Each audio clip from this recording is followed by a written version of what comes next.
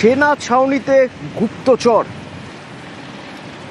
আমাদের বাগডোগরার কাছে যে ব্যাংডুবি সেনা ছাউনি রয়েছে সেখানে চর, ভাবা যায় কতদিন ধরে কাজ করছিল সেই চর, কোন দেশের চর, কাদের তথ্য পাচার করত এবং এখনো পর্যন্ত কত তথ্য হাতের নাক বাইরে চলে গেছে, ধরা পড়লো কিভাবে।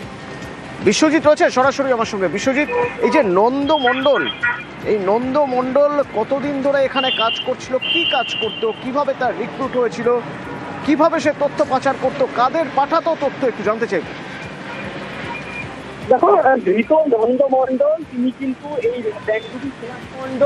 কিন্তু এই ব্যাংডুবি সেনা ছাউনি কাজের বরাত পেয়েছিল, অর্থাৎ সেনা ছাউনি এলাকায় রাস্তার কাজ হচ্ছে এবং তার জন্য তিনি সুপারভাইজার পদে নিয়োগ ছিলেন। সেনাবাহিনী এলাকায় ঢুকতে গেলেই প্রথমে কিন্তু সচিত্র পরিচয়পত্র দেখাতে হয়। সে মতো তিনি কিন্তু আধার কার্ড যখনই দেখাতে যান সেই সময় তার মোবাইল ঘেঁটে সেনাবাহিনীর কর্তারা তার কাছ থেকে বাংলাদেশি পরিচয়পত্র পান। আর এই পরিচয়পত্র তার ভারতীয় পরিচয়পত্রের সঙ্গে মিল থাকায় নন্দ এই মণ্ডলকে কিন্তু গ্রেপ্তার করা হয় এবং তার কাছ থেকে বহু নথি পাওয়া গিয়েছে এবং তিনি জিজ্ঞাসাবাদে জানান যে 1990 সালে তিনি কিন্তু এদেশে আসেন এবং 90 সাল থেকে 2025 সাল পর বিভিন্নভাবে তিনি কিন্তু অবৈধভাবে বাংলাদেশ এবং ভারতের মধ্যে যাতায়াত করতেন। তার পুরো পরিবার জলপাইগুড়িতে রয়েছে। কিন্তু প্রশ্ন একটাই যে যদি তিনি বাংলাদেশ ছেড়ে ভারতে এসেন, ভারতের সচিত্র পরিচয়পত্র রয়েছে, তবে কেন তার মোবাইলে বাংলাদেশি পরিচয়পত্র রয়েছে, যা কিন্তু ভাবাচ্ছে সেনা গোয়েন্দাদের। ইতিমধ্যে তাকে কিন্তু শিলিগুড়ি মহকুমাতে তোলা হয়েছে এবং 5 দিনের রিমান্ডে নিয়ে তাকে জিজ্ঞাসাবাদ করা হবে।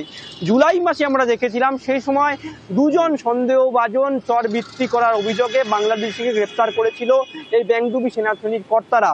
আর পরবর্তীকালে ফের নভেম্বর মাসে আরও এক এই বাংলাদেশি গ্রেপ্তার হওয়ায় সন্দেহের পারদ কিন্তু চড়ছে। তুমি জানো যে উত্তর পূর্ব ভারতের যে চিকেন নেক তার গুরুত্বপূর্ণ যদি সেনা বন্দর বলা হয় সেক্ষেত্রে বাগডোগরার এই ব্যাংডুবি সেনা ছাউনি।